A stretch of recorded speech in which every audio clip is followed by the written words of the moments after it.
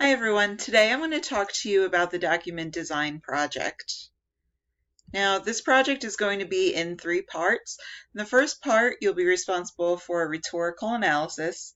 In the second part you're going to be focusing on design issues within the document, and then in the third part you're going to be submitting your final package, that is both parts of the project as well as incorporating any feedback that you received from me as well as your fellow students. Now, this course for undergraduates is writing intensive. This is a project required by both undergraduate and graduate students, but undergraduates especially, I want you to pay attention to the writing process throughout this. I'm going to go over that a little bit on the next slide, but make sure that you're giving yourself enough time to receive the feedback and incorporate any changes. And if you have any questions, definitely don't wait to the last minute to start so that you can come and ask me any questions that you have. So I want to go over the definition of what I mean by a document. There's definitely a lot of room to play around with this. You also may have noticed that on the discussion boards, I may have responded to some of you when you mentioned what fields you were interested in. I think someone even mentioned environmental science, if I remember right, that you can select a document that goes along with the industry that you're interested in. If you find a brochure, if you find a poster, if you find a manual, if you find a section of a book, those all count as documents. There's 2 options. You can either use a document that is existing, or you can use a document that you think is needed and therefore does not exist yet. It's definitely going to be harder to do this project if the document doesn't exist yet.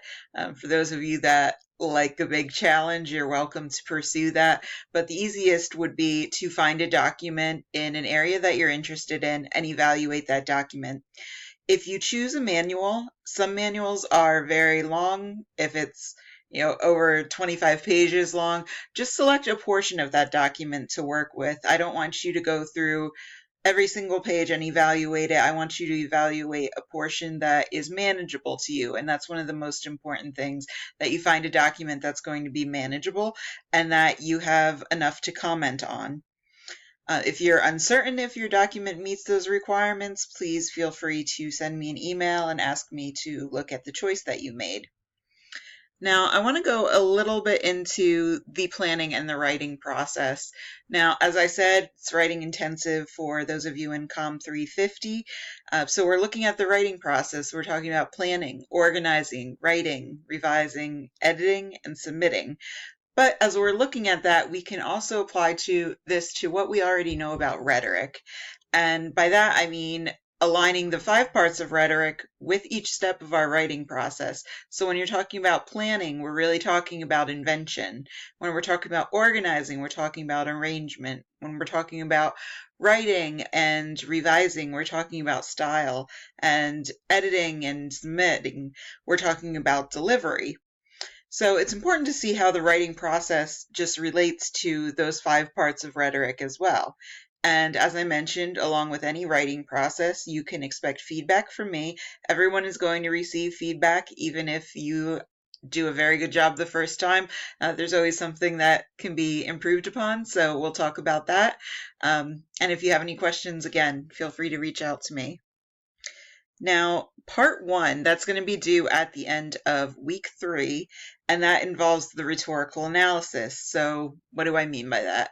I mean that you're going to talk about the writer, the reader, the purpose, and the context. And what I'm expecting for this section is that you give a few sentences on each. So definitely more than one, but you don't have to write a full 5-sentence paragraph. Make sure that you can cover each topic, but it doesn't have to be overly in-depth. And what I mean by writer, in most cases, it's going to be you as a writer, but also if you're writing a document as an organization, that writer is also the company. A lot of technical documents that you see out there, they don't have a name attached to them. There's not an author, so to speak, and that's because the company owns the work. The company is essentially the author in this case. Reader, that's going to overlap a little bit with part or section 2, I should say, and that's audience analysis. But what I really want you to focus on for audience analysis is the end user. So who is the end user for your document? What are they using the document for? Where are they using the document? What kind of device are they using the document on? Have you chosen a book which is actually tangible and in their hands? Or have you chosen maybe a PDF that's online and that person might be looking at it on a tablet or a laptop? Or have you chosen something that's in a mobile app and the person is only ever going to use their cell phone to access the document? These are all things that we need to know about the audience. We also need to know things like, what is the audience's end goal or the end user? What are they trying to accomplish by accessing this document? Now, for the client analysis, that's going to be a focus on the person who commissioned the work.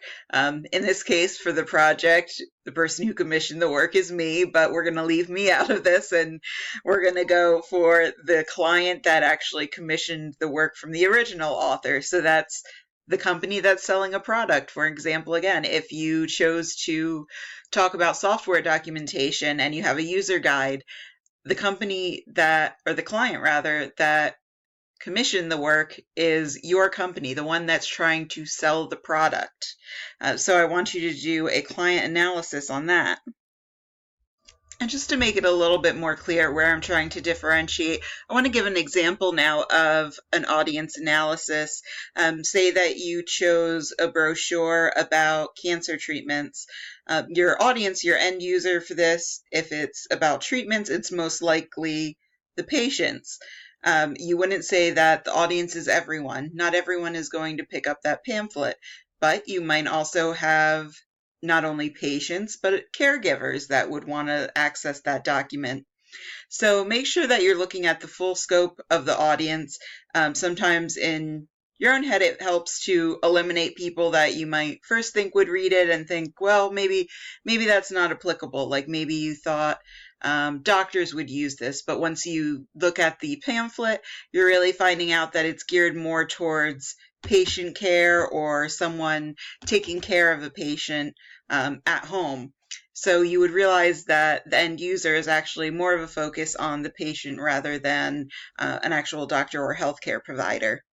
Now, part 2 is going to be due at the end of the 4th week. And for part 2, I want you to focus on the issues within the document.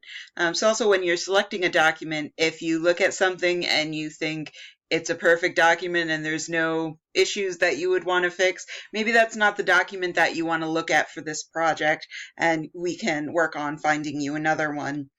Now, as you're working on this, I want you to make sure that you're using the vocabulary that you've learned already, and also focusing on chapters 2 and 3 of the Kimball and Hawkins text. See, I missed 2 on the slide there, so that was chapter 2 and 3 of Kimball and Hawkins.